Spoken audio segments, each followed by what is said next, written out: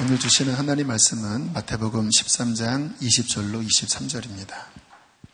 돌밭에 뿌려졌다는 것은 말씀을 듣고 즉시 기쁨으로 받되 그 속에 뿌리가 없어 잠시 견디다가 말씀으로 말미암아 환난이나 박해가 일어날 때에는 곧 넘어지는 자요. 가시떨기에 뿌려졌다는 것은 말씀을 들으나 세상의 염려와 재물의 유혹에 말씀이 막혀 결실하지 못하는 자요. 좋은 땅에 뿌려졌다는 것은 말씀을 듣고 깨닫는 자니 결실하여 어떤 것은 100배, 어떤 것은 60배, 어떤 것은 30배가 되느니라 하시더라. 아멘. 신앙생활에 있어서 정말 중요한 것은 어떠한 열매를 맺느냐입니다. 누가 천국 갈까요? 하나님 나라의 열매를 맺는 그 사람이 천국을 갑니다. 여러분들이 성경을 통독하시면서 이런 내용이 나오면 이렇게 잘 보셔야 합니다. 마태복음 21장 43절 말씀 함께 읽겠습니다. 시작.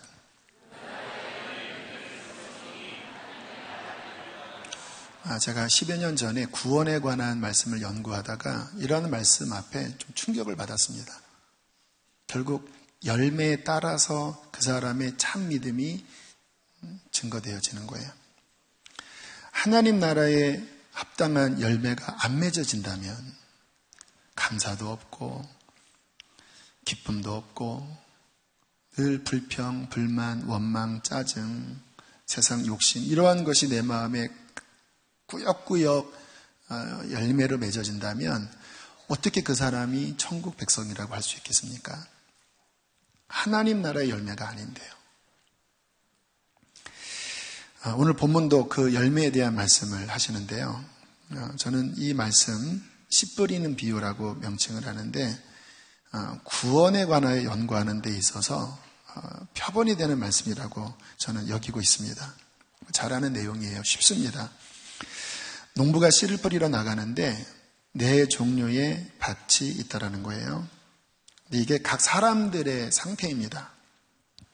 첫째는 길가였는데 여기는 뭐 처음부터 씨가 안 뿌려지지요. 아스팔트에 씨가 떨어져도 뿌리를 내릴 수가 없지요. 둘째는 돌밭인데 돌과 흙이 이렇게 섞여 있는 돌밭입니다. 처음에는 그 틈 사이에 흙으로 뿌리가 내리는데 했지만 해가 뜨자 뿌리가 얕았기 때문에 견디지 못하고 타버렸어요. 세 번째는 가시밭입니다. 이 밭은 그래도 좀 더 자랐습니다. 그런데 열매까지 가야 하는데 그 위에 가시가 가로막혀 있어서 결국은 열매를 맺지 못합니다. 마지막은 옥토밭인데 이 옥토에 떨어진 씨는 무럭무럭 잘 자라서 어떠한 씨는 100배, 어떠한 씨는 60배, 어떠한 씨는 30배의 결실을 거두었다라는 거예요.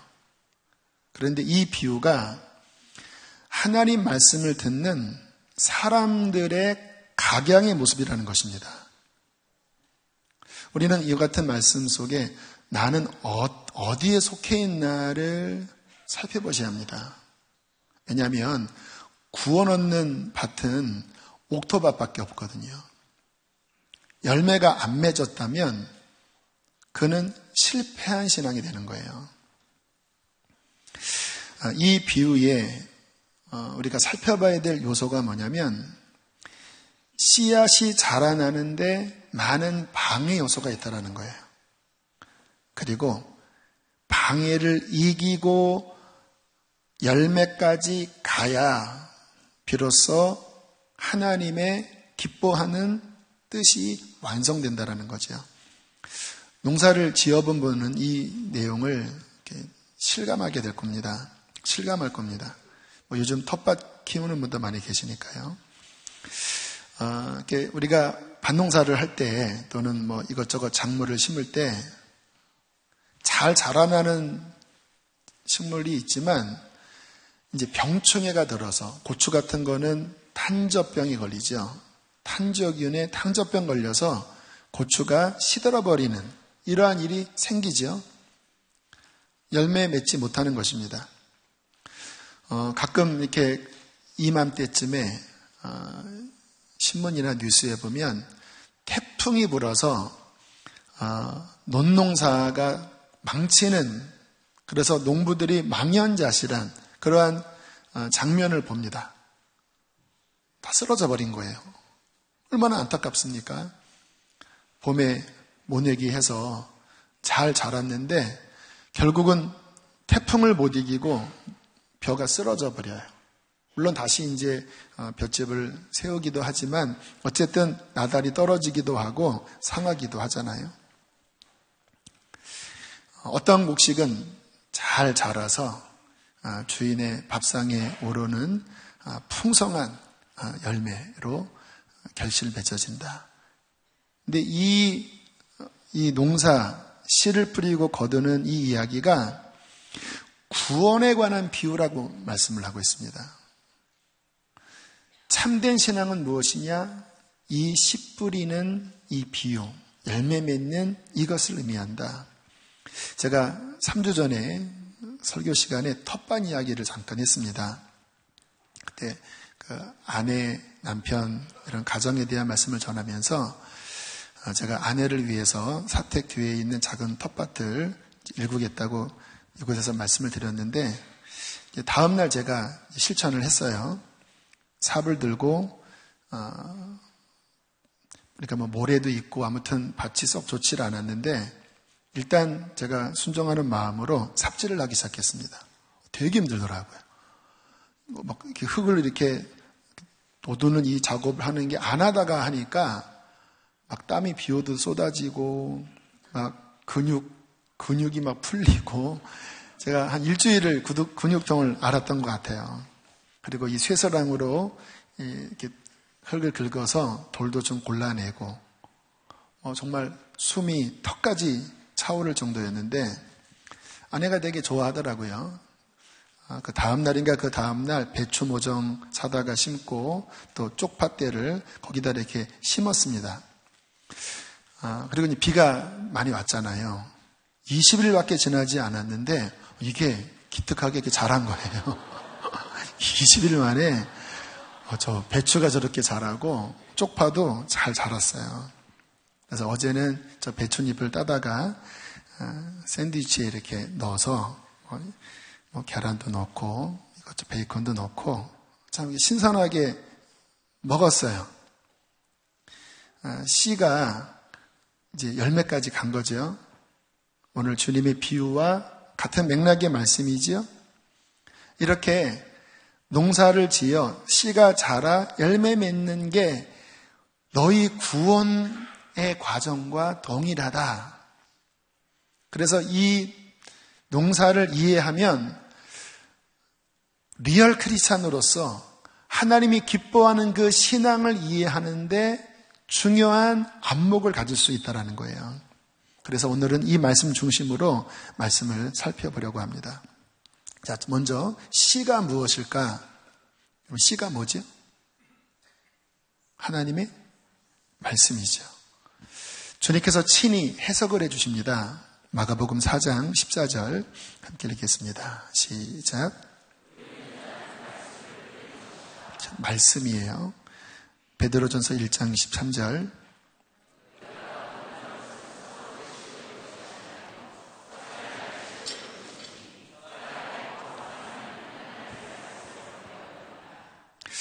여러분, 참 말씀이라고 하는 게 신비해요. 이 씨앗이 작아 보이지만 이 씨 안에 생명이 담겨져 있는 신비로운 거예요. 1000년, 2000년이 지나도요, 이 씨가 발아하는 일이 벌어집니다. 참 놀랍죠? 하나님의 말씀이 지금 여러분들이 듣고 있잖아요. 제 말하는 게 아니라 말씀 전하고 있잖아요. 이 말씀이 하나님의 씨라는 거예요. 그런데 이 하나님의 말씀의 씨 안에는 뭐가 담겨져 있느냐? 하나님의 생명이 담겨져 있는 거예요. 참 놀라운 이야기입니다. 그래서 이 말씀이 우리 안에 제대로 작용하면 오늘 베드로가 고백하기를 너희가 거듭난 것이 세상 썩어질 씨로 된 것이 아니라 썩지 아니하는 하나님의 씨인데, 이 씨는 살아있는 씨, 영원히 항상 있는 하나님의 말씀의 씨를 통하여 거듭나게 되었다라고 가르쳐주고 있어요. 그래서 우리가 신앙생활을 하는 첫 번째는 하나님의 말씀을 듣는 것입니다. 지금 여러분이 말씀을 듣는 것이 마음밭에 영원한 생명의 씨앗이 뿌려지고 있는 거예요. 제가 성경 읽는 것을 강조하잖아요. 저희 교회는 성경 이독을 하지 않으면 시무권사님이 안 돼요. 왜냐하면 어떻게 말씀 없이 거룩한 하나님의 사역을 합니까? 하나님의 말씀이 우리 안에 뿌려지고 또 그 말씀이 영적 자양분으로 계속 자라나서 하나님 나라에 합당한 배추, 쪽파, 토마토, 그런 하나님에게 합당한 열매를 맺어야 우리는 구원받은 사람이라는 것이죠. 자, 두 번째, 밭이 있습니다. 밭은 무엇을 의미할까요? 우리의 마음을 의미합니다. 그래서 사람의 마음밭에 하나님의 말씀이 뿌려져서 이제 구원이 시작되는 건데, 그런데 구원의 열매를 맺는 데 있어서 말씀도 중요하지만 말씀 못지않게 마음의 밭도 중요해요. 말씀 자체는 완벽합니다. 하나님의 생명의 말씀이시니까요. 그런데 왜 어떠한 씨는 100배 결실을 맺고 어떠한 씨는 30배 결실을 맺고 어떠한 씨는 중간에 뽑힐까요? 씨앗의 문제가 있는 게 아니라 마음밭의 문제가 있는 거예요. 구원은 무엇입니까? 이 씨가 온전히 마음에 심겨져서 잘 자라 끝내는 하나님 나라의 열매를 맺는 데까지 가는 게 구원이라는 거예요. 이와 같은 구원론을 왜 중요하게 생각하냐면요, 저는 성경 그대로 신앙생활을 하려 하고 여러분들에게 성경의 가르침에서 가감하지 않는 말씀을 전하려고 애쓰는 목사 중에 하나입니다. 성경 그대로 연구를 해보면요, 구원에 관한 이야기인데 이 구원에 관한 시제가 세 측면으로 묘사되어 있어요. 첫 번째는 완료형 시제입니다. 너희가 그 은혜를 인하여 믿음으로 구원을 얻었나니 이는 너희에게서 난 것이 아니요 하나님의 선물이라. 이때 구원은 이미 받은 거예요. 하나님의 말씀이 우리 안에 들어와서 구원이 시작된 거예요. 그런데 그 같은 말씀만 있는 게 아니라 빌립보서에 보면 너희는 두렵고 떨림으로 구원을 이루라라고 말씀하세요.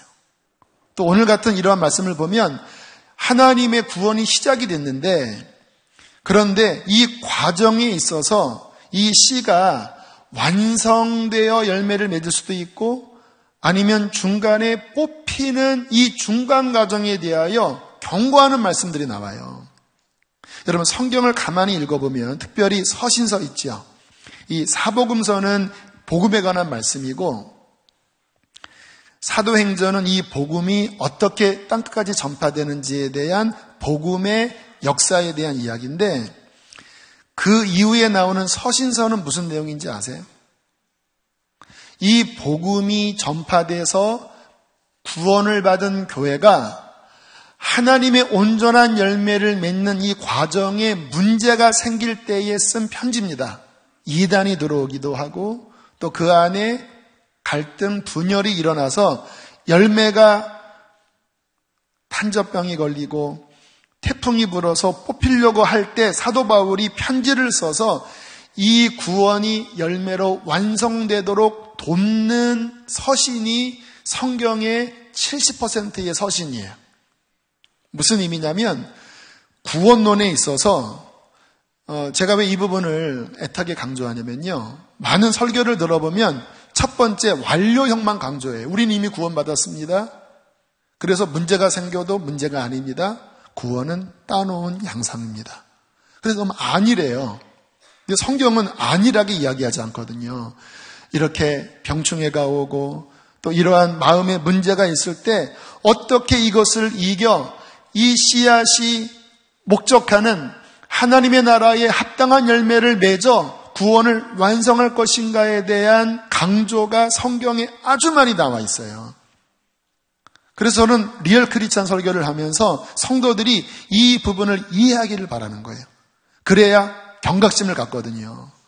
우리들이 이렇게 매스컴에서 교회가 어떤 스캔들로 또 여러 문제로 막 이렇게 매스컴에 탈 때 참 마음이 어렵잖아요. 근데 저는 그러한 내용들을 가만히 보면 그 근본 이유 가운데 하나가 구원원에 달려 있어요.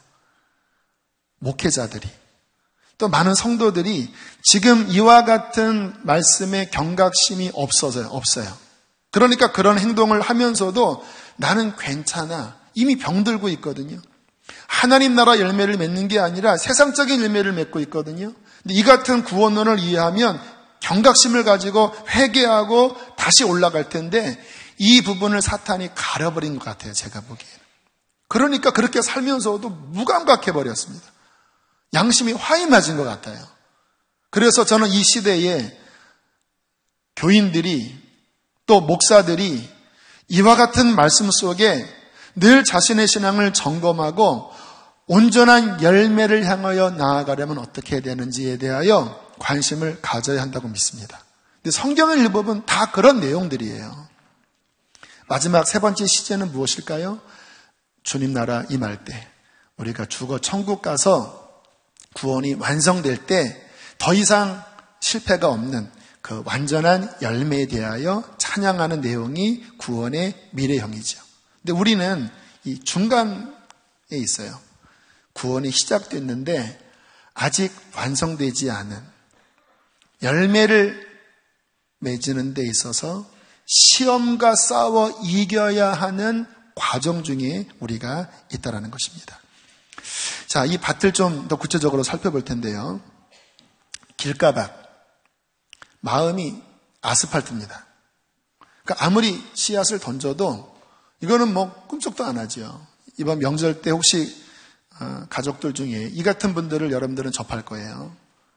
복음을 전해도 콧방귀도 안 낍니다. 그래도 여러분 전해야 됩니다. 왜냐하면 어떤 경우는 사탄이 뺏어가는 경우도 있지만 어떤 경우에는 그 사이에 약간의 흙 속에 이렇게 숨어 있다가 인생에 어떠한 문제가 생길 때 그 말씀이 역사하는 경우가 있어요. 여기도 그런 분 있으시죠?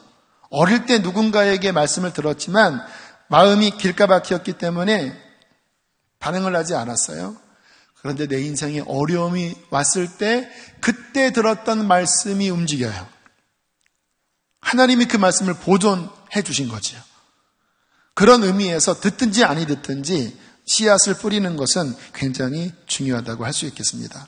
자, 두 번째 돌밭. 이 돌밭은요 완전히 자갈 밭이 아니라 돌과 흙이 섞여 있는 밭입니다. 그래서 흙이 꽤 있어요.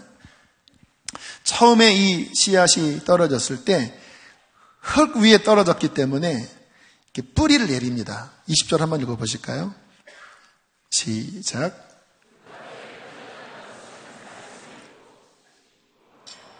그렇죠? 은혜를 받습니다. 처음 교회에 왔는데 말씀에 감동을 먹었어요. 어떤 문제 속에 교회를 찾아와서 예배하면서 뭔가 그 마음이 움직였어요. 돌도 있지만 흙도 있었기 때문에 그 말씀이 은혜로 그 마음속에 들어온 거예요. 근데 문제는 뭐냐면 그 다음 절입니다. 21절 읽겠습니다. 시작.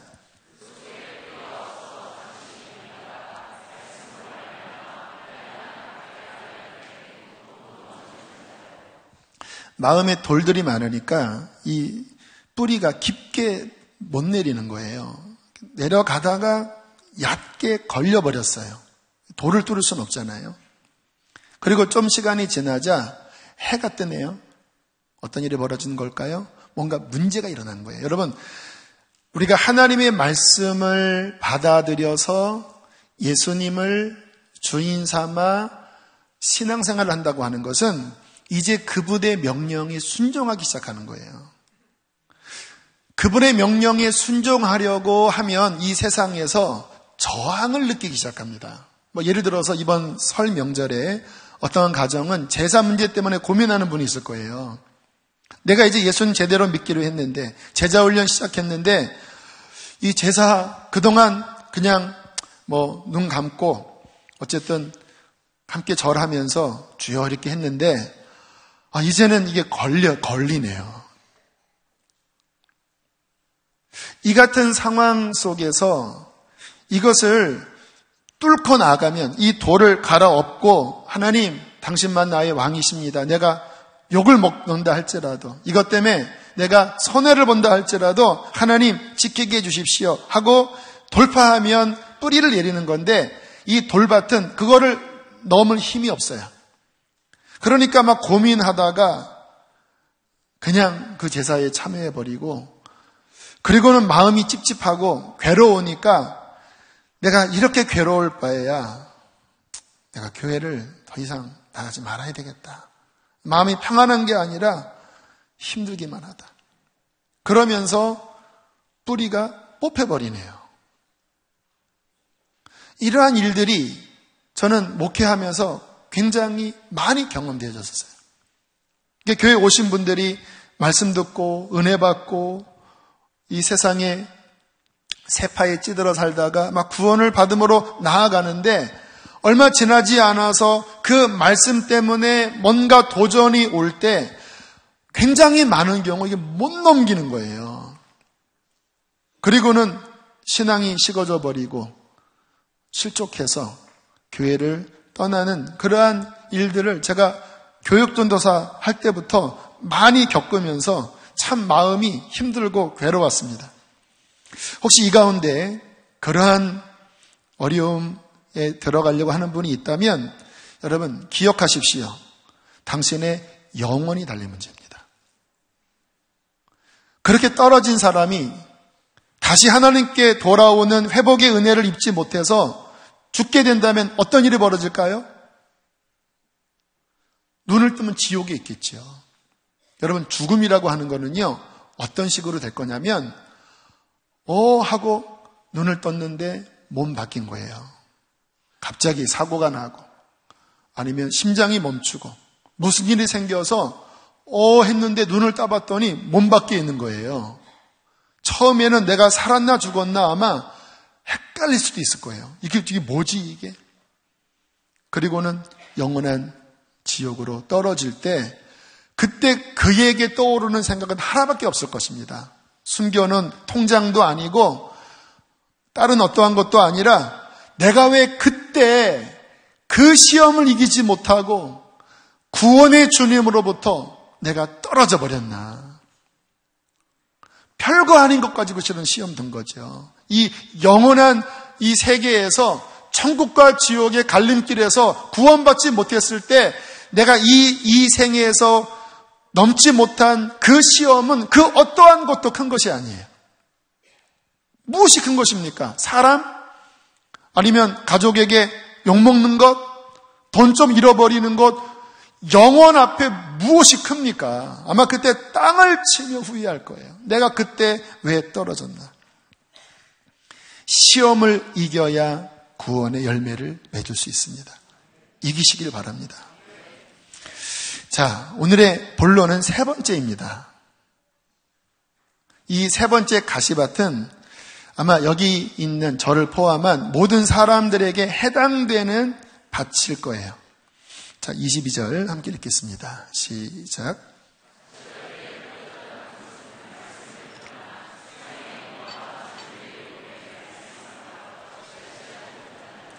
자, 이 밭의 특징을 보세요.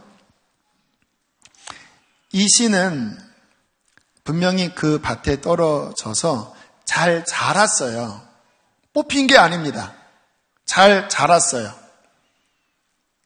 그런데 열매까지 못 가고 멈춰버렸습니다. 직접 이것을 해석하자면 여전히 교회 안에 있어요. 주일에 말씀을 들으세요. 그리고 찔림도 받고 감동도 받고 때로는 눈물도 흘려요. 그런데 문제는 뭐냐면 그 말씀이 나의 삶을 변화시키는 열매까지는 못 가요. 계속 거기서 다람쥐 쳇바퀴 돌듯이 멈춰 있어요. 나중에는 이제 말씀이 안 들어오겠죠. 왜? 처음에야 그것이 찔림이 되겠지만 결국 변화되지 않는 나 자신을 보면서 이제는 찔림도 사라질 겁니다. 그러나 어쨌든 떠나지는 못해요. 그런데 변화는 안 돼요. 많은 분들이 이러한 가운데 있다고 하는 것을 여러분 아십니까? 왜 나는 신앙생활에 이러한 문제들을 뚫지 못하고 여전히 육신의 열매만 맺고 있지? 가시덤불에 가로막혀 있는 거예요. 가룟 유다를 한번 보면 참 우리의 마음에 두려움을 주는 상황이지요. 이 가룟 유다는 예수님과 3년을 함께 동고동락했어요. 예수님의 입에서 나오는 주옥 같은 말씀을 직접 귀로 들었습니다. 저 같은 이러한 버잡없는 사람의 어눌한 설교가 아니라 하나님의 아들이 직접 성육신하여 하나님의 생명의 말씀을 전했고 그 발치에서 3년간 들었어요. 또 주님의 기적을 얼마나 많이 받겠습니까? 심지어는 자신의 손에서 그 기적이 일어나기도 했어요. 오병이어 기적할 때, 기적 베풀 때 제자들이 떡과 생선을 들고 나갈 때 나가면서 손에서 계속 재생됐거든요. 왔다 갔다 한 게 아닙니다. 받아서 계속 생긴 거예요.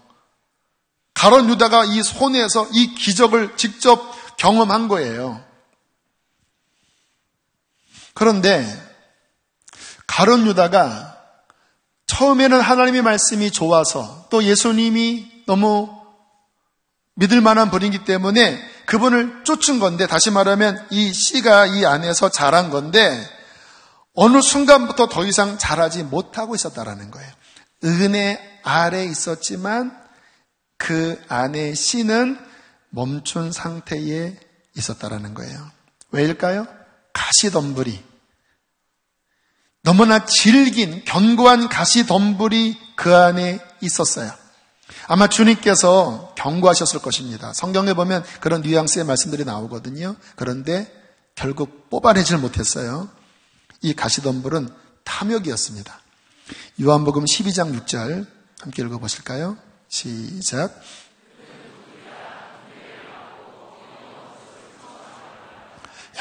주님과 함께 있는 12사도 중에 한 명의 모습이에요.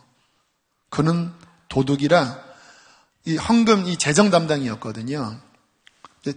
딱 뒤에 봐서 딱 쓰리 in my pocket 하면 싹 쓰리 모르시나요?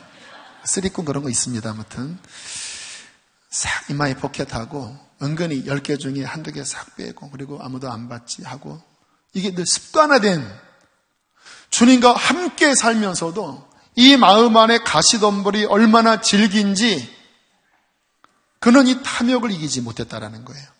결국 은 30에 예수님 팔고 목매달아 자살해 버리는 것으로 이 인생이 끝납니다. 하나님 말씀이 그 안에 분명히 들어왔지만, 어느 정도 자랐지만 결국 이 가시를 뚫지 못하고 이 밭은 실패해버리고 만 거예요. 이 가시에 대해서 주님께서는 직접 설명을 하시는데요. 마태, 마가, 누가복음에 공이 이 씨 뿌리는 비유가 나오는데 약간씩 좀 다르게 좀 보완하면서 설명을 하고 있습니다. 자, 마태복음 13장 22절 시작. 마가복음 4장 19절, 누가복음 8장 14절. 마음 안에 이 가시가 뭐냐? 세상 염려, 물질 유혹, 기타 욕심, 세상 향락, 이러한 것들이 가시덤불을 이루고 있는데 하나님의 말씀이 자라나다가 여기에 탁 걸려서 더 이상 뻗어나가지 못한다는 거예요. 여러분, 말씀이 막혔다, 기운이 막혀버렸다. 여러분이 경험하고 있는 바가 아닌가요? 주일에 은혜 받고 감동 먹고 결신하고 그리고 세상에 나갔는데 이 말씀이 쭉 뻗어나가지 못하고 막아버리고 있어요. 세상 나가면 또 걱정이 많아요. 돈 걱정, 내 살림살이 걱정. 물론 그런 걱정을 안 할 수 없지요. 그러나 오늘 주님의 말씀은 그것이 마음을 꽉 채워 있다라는 거예요. 여러분, 돈 걱정 많은 사람들을 보면요, 늘 돈. 그 마음에 돈에 대한 생각으로 꽉 차 있지요. 교회를 다니지만 실제 그의 주인은 돈입니다. 돈이 우상이고 돈을 따라가요. 여러분, 그런 상태에서 아무리 말씀을 들어도 예수님이 주인이 되시겠습니까? 그러한 마음 상태에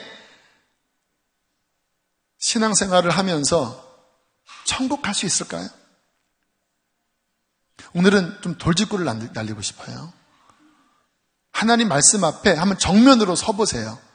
주님께서 부자 청년에 대한 말씀을 하셨지요. 이 부자 청년은 영생을 사모하는 사람이었어요. 그리고 예수님을 보면서 하나님으로부터 온 메시아라고 하는 어떠한 나름대로의 인정이 있었어요.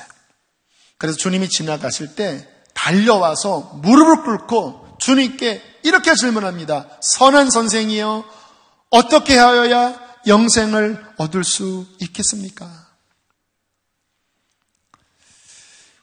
이 청년의 질문 앞에 예수님은 한편으로는 기특하게 보셨어요. 성경에 그렇게 표현되어 있습니다. 사랑스럽게 여기셨다고. 그런데 주님은 중심을 깨뚫고 보잖아요. 근데 중심을 깨뚫고 보니까 영원한 생명을 사모하는 마음은 분명한데 그 마음 중심에 질긴 가시 엉겅퀴가 중심부에 자리 잡고 있어요. 이것이 해결되지 않으면 아무리 말씀을 듣고 아무리 하나님을 찾아도 이 사람은 하나님께 이를 수 없어요. 왜?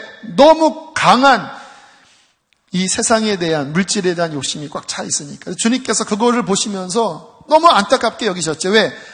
이가 영생을 얻기를 원하는데 이게 해결되지 않으면 안 되잖아요. 그러니까 주님께서 네 안에 있는 그 욕심, 물질을 깨버려라. 가난한 자들에게 나눠주어라. 그리고 나를 쫓으라. 그래야만 하늘에 상이 있을 것이야. 영생은 당연한 거고요. 근데 이 도전을 청년이 받았을 때 이 청년이 움찔했어요. 왜냐하면 사실이었으니까.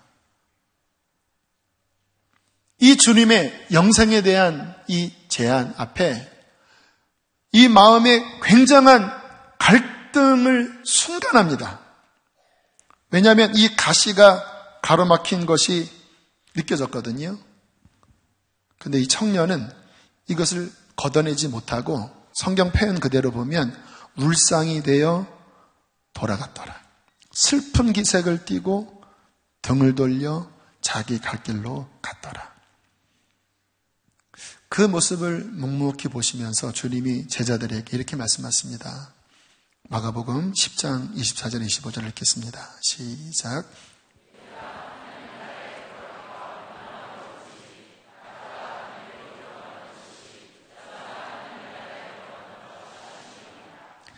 들을 게 있는 자들은 들으십시오. 여기에 이 같은 마음 상태에 있는 사람들은 보십시오.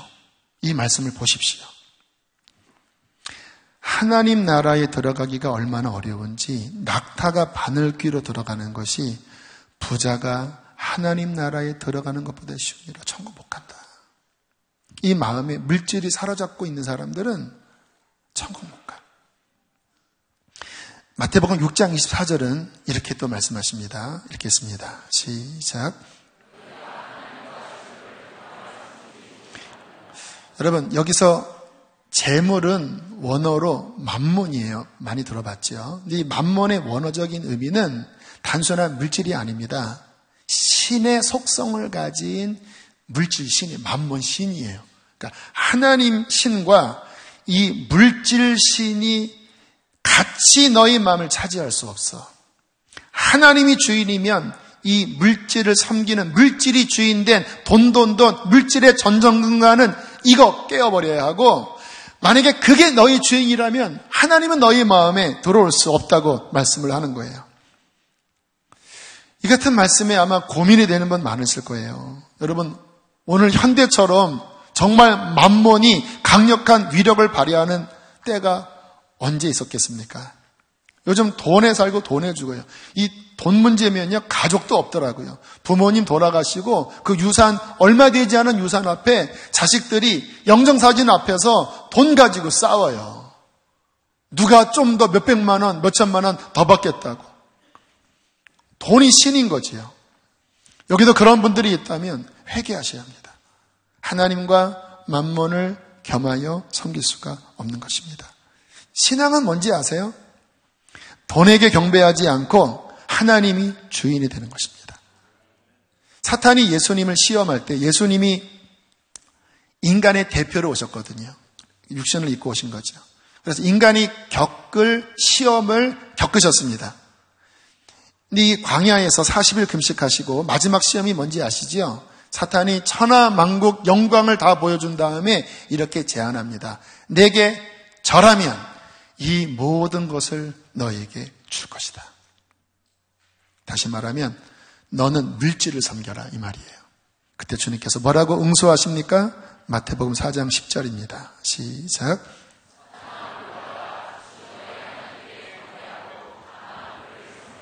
한 번 더 크게 여러분 마음을 향하여 크게 선포하세요. 시작. 사탄아 물러가라. 주 너희 하나님께 경배하라. 다만 그를 섬기라.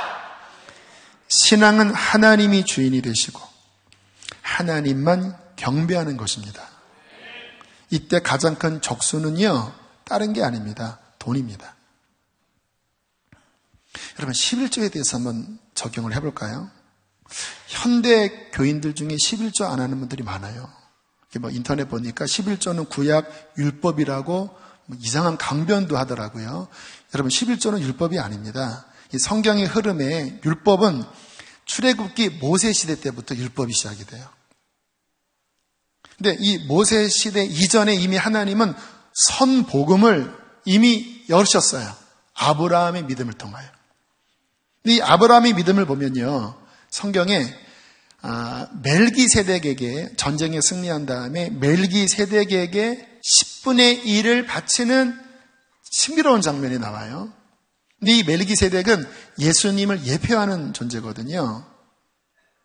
근데 아브라함이 10개 중에 하나를 바침으로써 신앙 고백을 하고 있는 거예요. 다시 말하면 11조는 율법이 아니라 복음 안에 담긴 건데, 이 안에 담긴 의미는 뭐냐면 이런 의미입니다. 하나님이 내 재정에, 나의 이 세상살이의 주인입니다. 내 월급의 주인입니다. 내 재정의 주인입니다. 그러므로 나는 매달의 수입 중에, 그게 월급일 수도 있고 용돈일 수도 있겠죠, 내 수입 중에 10개 중 하나를 하나님께 드림으로써 나의 주인은 만몬이 아니라 하나님임을 나는 이 예물로서 고백합니다. 이게 11조의 의미예요. 11조가 작은 금액은 아니죠.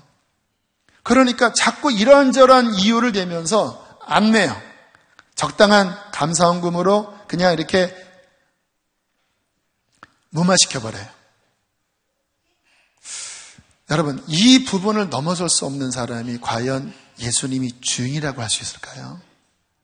저는 11조 안 내면 천국 못 간다, 이렇게 이야기하고 싶지는 않지만, 그거 하나를 넘어설 수 없는 마음 상태라면 10개 중에 하나를 깨트림으로써 하나님이 주인이라고 하는 최소한의 신앙 고백도 할 수 없는 자라면 과연 예수님이 주인일까요?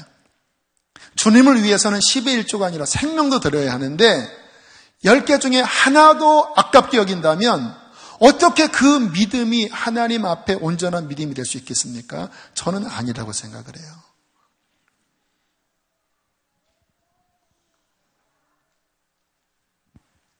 저는 오늘 이 부자 관원에 대한 이 말씀 묵상할 때 솔직히 좀 거북스럽기도 했었어요. 예수님이 좀 과한 제안을 하신 게 아니실까? 그렇잖아요. 어떻게 물질을 다 버리라고 합니까? 여러분 같으면 그런 제안 앞에 아멘 하겠습니까? 우리 새가족 등록할 때 그 새가족 회원들이 통장에 얼마가 있으시나요? 그거 다 헌금하셔야지 등록 가능합니다. 하면 교회가 텅텅 비지 않겠습니까? 근데 제가 어느 날 이 말씀을 묵상하다가 이러한 생각을 해보게 되었어요. 지금 이 부자 청년은 어떻게 되었을까? 영생을 주시는 주님 앞까지 왔다가 이 가시를 뽑아야 열매 맺는다고 하는 주님의 제안 앞에 끝내는 이것을 놓지 못해서, 여러분들이 심정적으로 동의하시잖아요. 끝내는 물질을 꼭 붙잡고 물질을 주인 삼아 살았을 거예요. 그 후로부터 얼마나 더 살았을까요? 한 50년 더 살았을까요? 50년이면 충분히 카운트할 수 있는 시간일 겁니다. 짧은 시간이지요. 편안하게 살았을 것입니다. 그러나 죽음이 찾아왔겠죠. 그가 쌓은 것은 아무것도 가져갈 수 없었겠죠. 자, 그 후로부터 지금까지 2000년이 지난 지금까지 이 친구는 어디 있을까요? 지옥에 있겠죠. 그분을 주인 삼아 따라가지 않았을 거예요. 않았잖아요. 그러면 그가 지옥에서 제일 가슴을 치는 것은요, 그때 왜 내가 그것을 못 버렸나? 만약에 그가 그것을 버렸다면 그는 말할 수 없는 하늘의 풍요로움으로 채워졌을 것입니다. 여러분, 하나님은 말씀하십니다. 너의 마음을 채우는 것은 만몬이 아니라 하나님 자신이다. 하나님을 주인으로 모시면 거지가 되는 것입니까? 거렁뱅이가 되는 것입니까? 불신이지요. 하나님이 주인이 되면 그 하나님 안에 만족이 있고 하나님 안에 풍요로움이 있어서 하나님은 더 넘치는 것으로 때에 따라 채워주실 거예요. 물질이 주인 노릇하니까 주님께서 그 부분을 다루시지, 그 부분이 분명한 사람에게는 하나님께서 때에 따라 풍요로움으로 채워지지 않겠습니까? 채워지지 않더라도 그분이 주인이면 그것으로 충분한 거지요. 이게 진정한 만족이잖아요. 이 부자 관원에게 그것을 버리고 나를 쫓으라고 하신 주님의 제안은 결코 과한 것도 아니고 그 청년을 고생시키려는 것도 아니고 진정한 하늘의 부유함을 주시려는 하나님의 사랑의 초대였습니다. 오늘 이 같은 도전 속에 있는 분이 있다면 심각하게 말씀 앞에 직면하십시오. 피해가지 마세요. 나는 아니야. 아니긴 뭐가 아니에요. 천국 가는 부자들이 있습니다. 여러분, 돈이 있다고 다 잘못된 사람이 아니에요. 그런데 이 천국 가는 부자는요, 특징이 뭐냐면 그 마음의 주인이 하나님이에요. 분명히 하나님이에요. 그가 가진 재정은 나의 것이 아니라 주님의 것입니다. 본인은 누구예요? 청직입니다. 주인에게 맡은 청직이에요. 그러므로 주인의 필요에 따라 그는 나눌 수 있어요. 11조는 아무 걱정이 안 돼요. 제가 왜 11조 강조를 안 하는지 아세요? 강조하기에는 너무 하찮아서 안 해요. 어떻게 그런 강조를 이 강대상에서 그 정도 이야기를 합니까? 말도 안 되죠. 생명을 드려야 되는 게 우리의 신앙이지 뭐 그거 하니 많이 유치한 거 아닙니까? 하나님이 주인인 사람은 그런 부분은 염려하지 않아요. 그는 하나님의 선한 일에 늘 기쁜 마음으로 나누고 그것을 나눔으로 주시는 하늘의 기쁨을 경험합니다. 지난 여름에 제가 대전 한 개척교회를 가서 섬겼는데 광고할 때 갑자기 생각이 나서 이런 광고를 드렸습니다. 어려운 교회니까 혹시 감동 주시는 분이 있으시면 헌금하시면 다 전달하고 오겠다고. 전 주님이 감동했다고 여겨지는데 잠깐 드린 광고였는데 여러분들이 여기에 반응을 보이셨어요.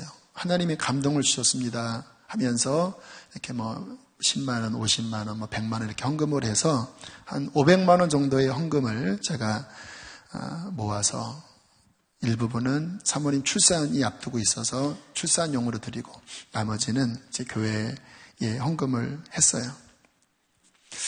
이 기간 가운데 저희 교인들도 또 먼 거리에 오셔서 3일 저녁 집회를 참여하신 분도 있고 또 어떤 분은 마지막 날 점심 식사를 아주 거하게 아마 몇백만 원 나왔을 것 같아요. 거하게 식사를 또 대접하신 분도 있습니다. 이분이 그러시더라고요. 기도할 때 마음 주셔서 이렇게 섬기게 되었다고.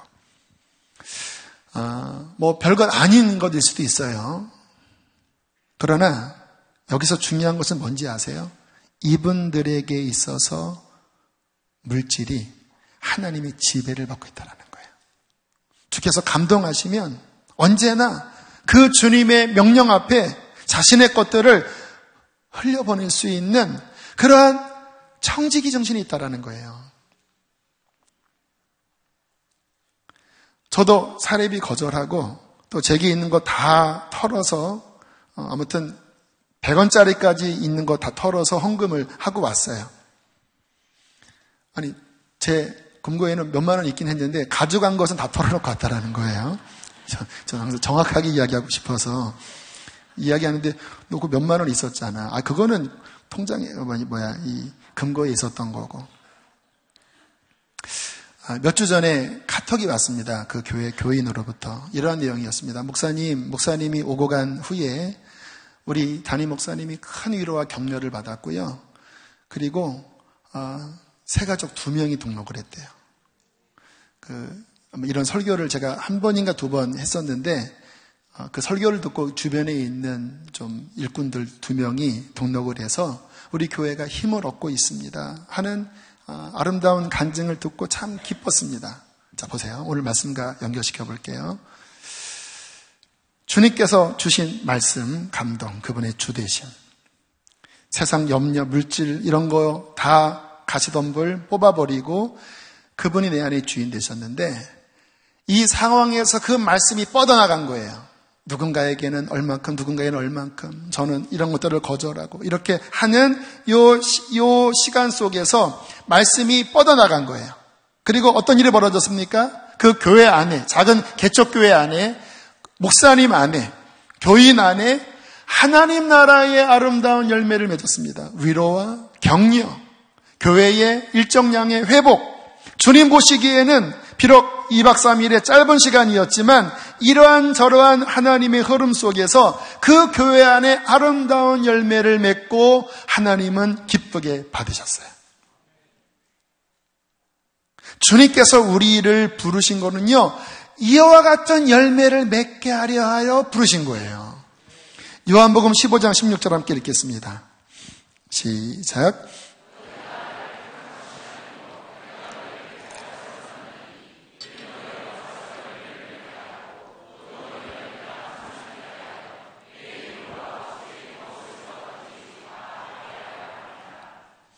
구원의 시작은 하나님께 속해 있습니다. 은혜에 속해 있어요. 그분이 우리를 은혜로 부르신 거예요. 그런데 우리 안에 착한 일을 시작하신 하나님의 은혜가 우리 안에서 어떠한 열매로 나가기를 원하시느냐? 하나님 나라의 아름다운 열매, 누군가 살아나고 물질이 흘러가고 하나님의 선한 성품이 내 안에서, 내 가정에서, 내 삶에서 흘러가면서 하나님의 아름다운 열매를 맺게 하려 하여 우리를 부르신 거예요. 그것을 위하여 성령을 부어주시고, 그것을 위하여 말씀을 부어주시고, 그것을 위하여 하나님은 우리 가운데 행하고 계십니다. 근데 이때 우리가 우리의 마음밭 안에 그것을 방해하는 것과 싸우고 그거를 깨트리고 순종하여 통과하여 하나님의 일들이 일어나도록 우리는 싸워 나가야 된다는 것입니다. 누가복음 8장 15절 한번 보세요.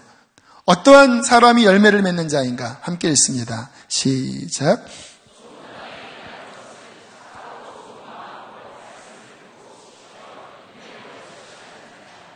참 아름다운 말씀입니다. 운율이 느껴져요. 천상의 노래와 같습니다. 다시 한번 읽겠습니다. 시작. 좋은 땅에 있다는 것은 착하고 좋은 마음으로 말씀을 듣고 지키어 인내로 결실하는 자니라. 할렐루야. 여러분 안에 하나님의 선한 일이 시작되었습니다. 생명의 말씀이 떨어졌어요. 성령께서 운행하고 계십니다. 근데 이 말씀이 자라나는 데 있어서 여러분 마음 안에 돌이, 가시가, 세상 욕심이, 걱정이, 어떠한 시험이 그것이 열매 맺지 못하도록 가로막으려고 한다면 우리는 싸워야 합니다. 하나님께 열매 맺는 데 있어서 도대체 뭐가 문제예요? 뭐가? 여러분 어린아이가 여기 지금 다이아몬드 원석 500캐럿의 원석을 주셨어요. 근데 누가 옆에서 놀려요. 에이 바보 이 돌멩이를 집어 던지다면 진짜 어린아이겠죠. 진짜 바보겠죠. 하나님의 영원한 생명의 말씀이 우리 안에 들어와서 주의 아름다운 열매를 맺으려고 역사하고 있는데 뭐 조금 시험 들었다고 뭔가 세상에 조금 복잡하다고 이것을 내려놓고 그리고는 허탄한 곳을 찾아 헤맨다면 그처럼 바보가 어디 있겠습니까? 욕해서 죄송합니다. 바보예요, 바보. 바보. 안타까워서 그래요. 왜 많은 사람들이 여기에다 걸려 있는지. 정말 소수의 사람만 어려움이 와도 툭 던져버리고 뭐 돌이 있으면 그냥 뽑아버리고 하나님 저는 주님만 바랍니다. 저는 사람에 넘어지지 않습니다. 하나님 당신이 나의 왕입니다. 좀 그렇게 해보면 하나님이 얼마나 기뻐하겠습니까? 하나님이 얼마나 더 부어주겠습니까? 그 삶에 얼마나 풍성한 열매를 통하여 그 영혼이 기뻐하겠습니까? 그런데 별거 아닌 일에 시험 들어서 마음은 다 식어져 버리고 불평불만 원망이 나오고 그냥 이 마음은 세속으로 가득 차서 도대체 교회 안에서 예배를 드리는데도 열매는 가시밖에 나오지 않는다면 그 마지막은 불사르지 않겠습니까? 저는 우리 수지선언 목자교회가 입만 부성하고 사람만 꾸역꾸역 모여드는 교회가 아니라 이 같은 아름다운 열매를 맺는 승리하는 성도들로 가득 차게 되기를 축복합니다. 마음을 정하십시오. 주님만 나의 왕이십니다. 함께 시간 찬양하겠습니다. 이 찬양은요, 이번 여름 청소년 수련회 때 불렀던 찬양이에요. 아마 성도들은 처음 듣는 찬양일 겁니다. 주님이 감동을 주셔서 부를 텐데 가사가 아마 흑인 연가일 것 같아요. 제가 확실하게는 모르겠는데 흑인들이 노예 생활을 하면서 많은 핍박과 어려움 속에서도 나는 어린 양을 따르리 고백하면서 신앙생활을 했어요. 지금도 북한에는 중동에는 수많은 박해를 받으면서도 이것을 믿음으로 뚫고 나아가 열매를 맺는 자들이 있어요. 초대교회 성도들은 이 믿음을 지키고자 감옥에 갇히고 사자밥이 되는 것을 주저하지 않았습니다. 그와 같은 신앙의 선조들 앞에 하나님 나의 믿음을 다시 돌아봅니다. 하나님 옥토밭이 되어지게 하여 주시고 주님만을 따름으로 하늘의 열매를 맺게 하여 주시옵소서. 우리 그런 마음으로 이 찬양 처음 불러보면서 함께 고백하시겠습니다.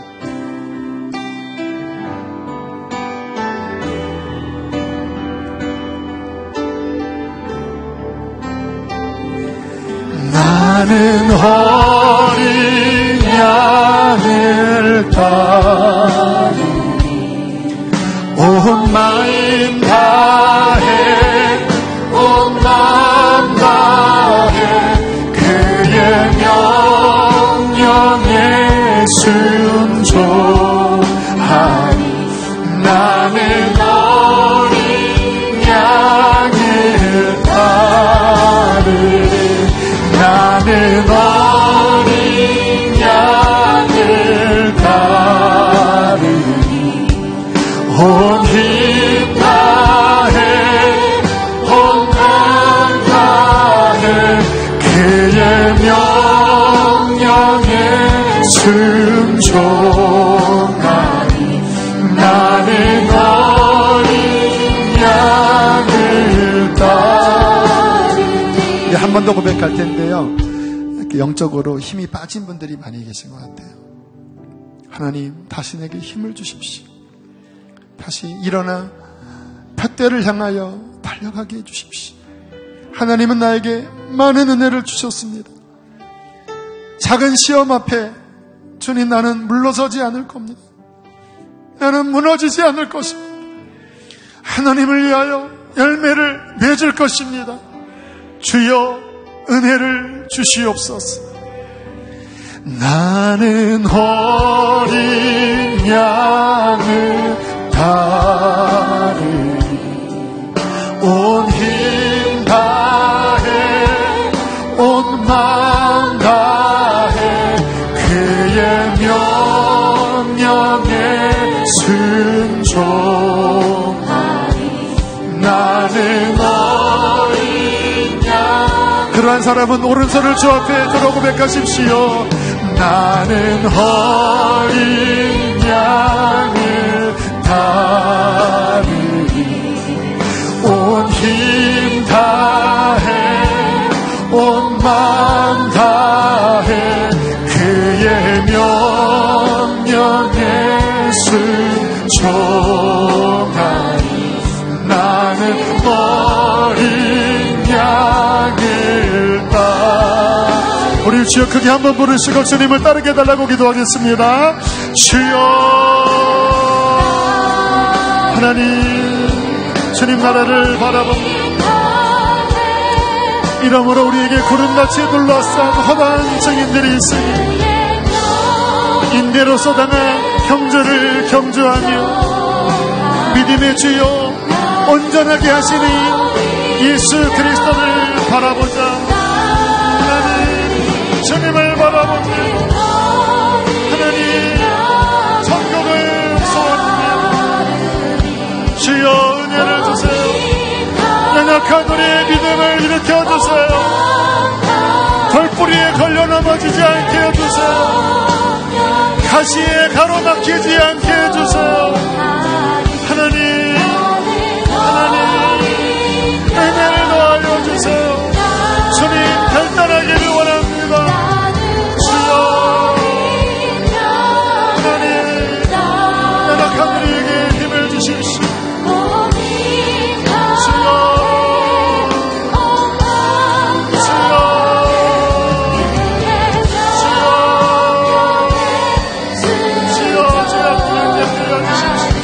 마음을 갈아엎읍시다. 우리의 마음밭을 갈아엎읍시다. 돌뿌리를 뽑아냅시다. 가시덩굴을 거두어냅시다. 아버지, 온 힘 다해 온 마음 다해 그의 명령에 순종하리. 나는 어린 양을 따르리. 나는 어린 양을 따르리. 온 힘 다해 온 마음 다해 그의 명령에 순종하리. 나는 어린 양. 우리 한 번 더 우리 믿음의 고백으로 나는 어린 양을, 나는 어린 양을 따르리. 온 힘 다해 온 마음 다해 명령에 순종하리. 나는 어린 양을 따르리. 하나님, 우리에게 은혜를 다하여 주십시오. 주님을 믿은 지 수십 년이 흘렀습니다. 그러나 하나님, 나의 믿음의 현주소는 여전히 돌짝밭이고 여전히 가시 덩굴로 드리워진 가시밭입니다. 아버지, 언제 나의 삶에 100배, 60배, 30배의 결실을 아버지 맺었습니까? 하나님, 우리를 불쌍히 여기시고 은혜를 주시옵소서. 작은 시험에 걸려 하나님 주저앉아 있는 자들 있다면 주님 다시 일어날 힘을 주시옵소서. 가시덩굴에 하나님 말씀의 기운이 막혀있는 우리들 안에 성령의 불로 오셔서 세상 탐욕과 모든 더러운 것들을 다 태워 주시옵소서. 하나님 푯대를 향하여 부르심의 상을 향하여 달려나가기를 원합니다. 주님 앞에 서는 그날 많은 열매를 주 앞에 올려드리는 하나님 예수 그리스도에게 붙은 가지가 되게 하여 주십시오. 우리가 싸워야 될 수많은 싸움을 지지 않게 하여 주시고 이길 수 있도록 성령이여 도와주시옵소서. 하나님 이제 이번 주 또 친지 방문이 있습니다. 하나님 우리와 함께 하셔서 빛이 되어지게 하시고 소금이 되어지게 하여 주시옵소서. 아버지 앞에 예물을 드립니다. 만몬이 주인이 아닙니다. 걱정으로 우리가 인색하지 않습니다. 하나님 열의 하나를 구별하여 드리며 당신의 것을 당신께 올려드리며 하나님 앞에 고백하오니 주님 나의 왕이십니다. 나의 주인이십니다. 나의 하나님이 영광 가운데 그의 풍성한 대로 우리의 모든 쓸 것을 채우실 것을 믿습니다. 하나님 사랑합니다. 우리를 그렇게 이끄실 주님 찬양합니다. 이제는 우리를 죄에서 건지신 예수 그리스도의 은혜와 하늘아버지의 그 크신 사랑과 성령의 교통하심이 오늘 오직 주님만 따르기로 결단한 옥토밭 위에 또 아직 가시덤불과 돌로 괴로워하지만 그것을 갈아엎기를 결단한 이들 안에 영원토록 함께 하시기를 간절히 축원하옵나이다. 아멘.